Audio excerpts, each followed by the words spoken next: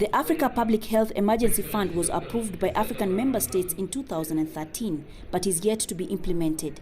At the ongoing WHO African meeting, the agency has offered Africa this proposal, saying African countries need to set up the fund as soon as possible.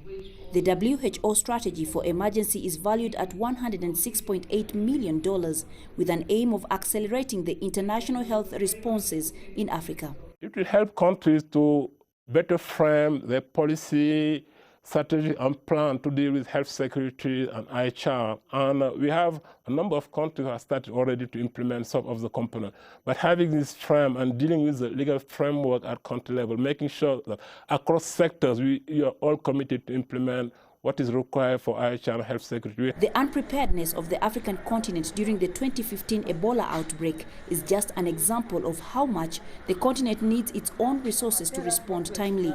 We need domestic investment because health security is a primary responsibility of the government. And when you start putting resources, you can call upon partners to help you to mobilize additional resources. But we need to put it as a national priority. However, African countries say that supporting this fund is not enough. So as we advocate for establishment of this fund, it will be useful for countries to reflect and be able to build capacities within their own countries. After all, it is that capacity WHO is supposed to deploy.